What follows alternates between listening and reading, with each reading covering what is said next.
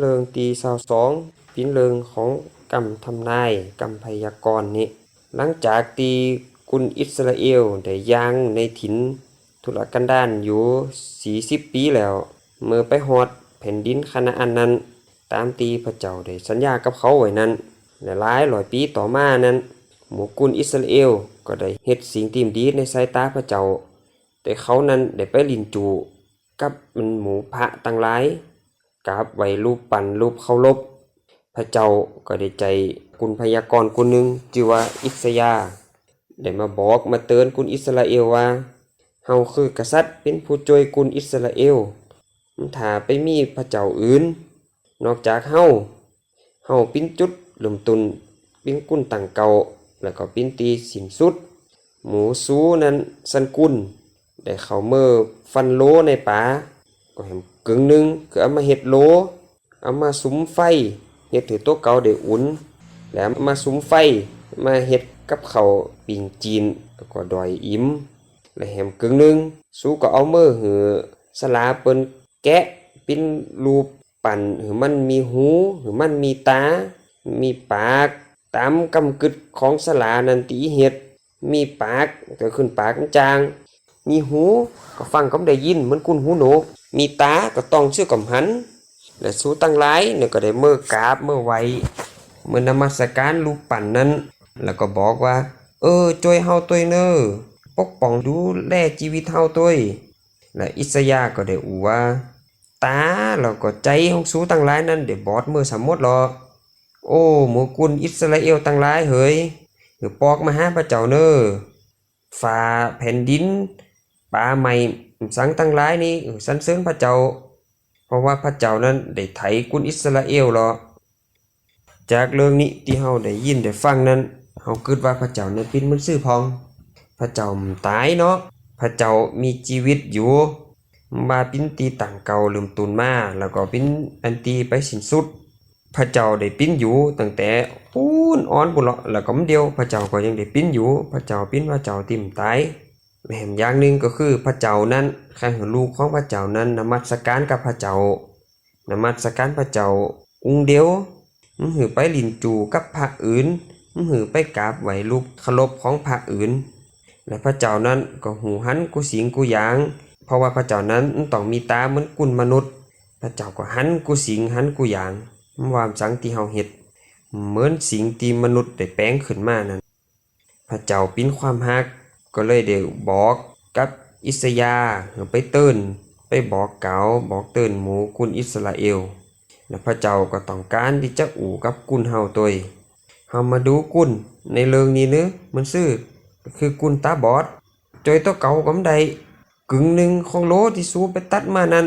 ก็เอามาแปลงโลเอามาสุมไฟมาหิงไฟแล้วก็เอามาสุมไฟมาแปลงกับเขาแหมกึ่งหนึ่งขึ้นเอามาเฮ็ดเป็นรูปปั้นนำมากราบไว้แล้วก็บอกว่าหึมช่วยเฮาพ้องเน้อคำว่าตาบอดในชีวิตเฮาเดียวนี้มีหิมสังพองที่มันตาบอดเฮาลองได้กึดต้องสักกำนึกว่าอันเฮาเฮ็ดเดียวเนี่ยเฮาเฮ็ดไปนี่เฮ็ดเพิ่มสังแล้วเฮ็ดมือเฮ็มซ่าแต่เฮากึดมันอีกเฮาก็อาจจะกึดได้เฮาก็ตาแจ้งเฮาก็ได้หูกุนเฮาเนี่ยลืมพระเจ้าลืมว่าพระเจ้าของเขานั้นยิ่งใหญ่มหือหมู่กุนอิสราเอลนั่นน่ะและเขาคิดว่าเขาสร้างพระเจ้าใดปิ้นสังกุนอิสราเอลคิดมันอีกก็เพราะว่าหมู่กุนต่างหลายที่อยู่รอประเทศเขาเนี่ยกราบไหว้รูปเคารพแต่ว่าความจริงเนี่ยเขาได้หูจักพระเจ้าอันแต่จริงมาหรอกเขานั้นก็ควรตีไปลิ้นจูหรือไปแปลงพระอื่นๆต่างหลายที่เขาคิดเอาเองขึ้นมาทั้งที่เขานั้นได้หูจักพระเจ้าอันแต่จริงหรอกเฮาก็ดีปิ้นเหมือนอันเฮาก็ดีลืมพระเจ้าและมนุษย์เฮาเนี่ย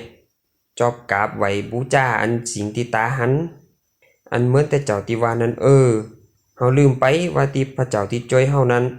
มันแปลงขึ้นมาโดยมือมนุษย์เฮาเนี่ยมันได้มือมนุษย์เฮาแปลงขึ้นมานั่นน่ะมันได้แล้วแต่ว่ากุนมนุษย์เฮาเนี่ยใครหันก็เลยแปลงขึ้นมากุนเดียว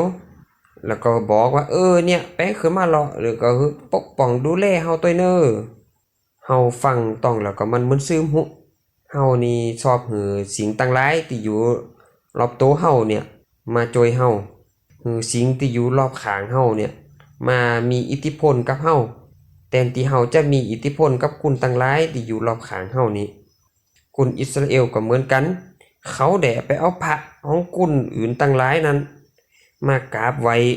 แทนที่จะแบ่งปันพระเจ้าตัวเก่าเนี่ยหือคุณอื่นได้ฮู้ว่าพระเจ้าเนี่ยเป็นมันซื่อแต่กลับไปเอาพระอื่นมากราบไหว้เมื่อพระเจ้าฮู้มันอีกพระเจ้าก็เสียใจต่อสิ่งที่เขาเฮ็ดมื้อนั้นกูวันนี้เฮาได้เป็นมันอันก็พี่น้องลองคิดต้องเด้อพระเจ้าต้องการให้เฮานั้นมีอิทธิพลกับคุณต่างหลายแบ่งปันเรื่องพระเจ้าให้คุณต่างหลายนั้นได้ฮู้ได้ฟังเพื่อว่าเขานั้นจะบ่ต้องตาบอดเพื่อเขาจะรู้จักพระเจ้าอันแท้จริงนั้น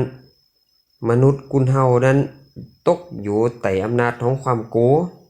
หลังจากที่เอาใหม่มาแปลงรูปเคารพรูปปั้นแล้วก็บอกว่าดูแลปกป้องเฮาตัวเน้อทั้งที่ว่าเขานั้นมีพระเจ้าที่สามารถดูแลปกป้องเขาอยู่แล้วหรอกแต่เขาก็ยังอยู่ใต้อำนาจของความโกลัวแหมซื่อเป็นมันอันเพราะว่าเขาหูว่าเขานั้นเป็นไผ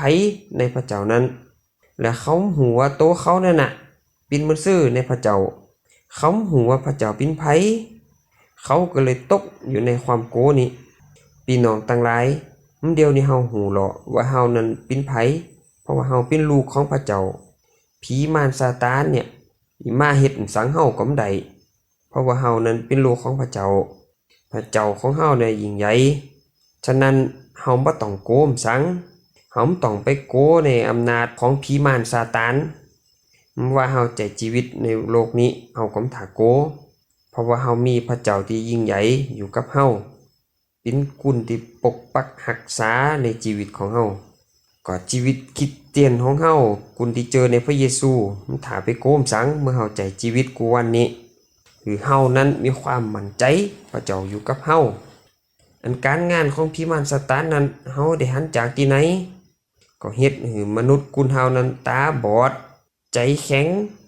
แล้วก็กึดที่จะสร้างพระเจ้ามันขับปิ้นใหญ่แทนพระเจ้าข้าหือกุนมนุษย์ตั้งหลายเนี่ยกราบไหว้มันแทนที่ไปกราบไหว้พระเจ้าตั้งแต่แรกหรอกอันลูซิเฟอร์มารซาตานนี่ขับปิ้นใหญ่แทนพระเจ้านั้นมันข้าหือสิ่งตั้งหลายเนี่ยมากราบไหว้มันแทนที่ไปกราบไหว้พระเจ้าอันเดียวนี้สมัยนี้ก็เหมือนกันมันก็ข้าหือกุนมากราบไหว้ผีมารซาตานมันนี่แทนที่ไปไหว้พระเจ้ากูวันนี้ถ้าเฮานั้นไปกราบไหว้สังเฮาไปหือสินสังที่มันใหญ่กว่าพระเจ้าก็แสดงว่าเฮานั้นตกอยู่ใต้อำนาจของมันหรอกเพราะว่ามารซาตานนั้นได้ขัดขวางงานของพระเจ้ามันคือกุนตั้งหลายนั้นมาหาพระเจ้ามันคือกุนกราบไหว้พระเจ้าเฮ็ดให้กุนเฮาเนี่ยตาบอดกุนตั้งหลายนั้นลุงไปจากทางของพระเจ้าดำเนินชีวิตกับพระเจ้าอยู่ดีๆก็ขึ้นไปเอาใหม่มาแปลงรูปปั้นรูปเคารพไปกราบเอามาแปลงอันแปลงนี้แล้วก็บอกว่ารักษาปกป้องเฮาตัวเน้อ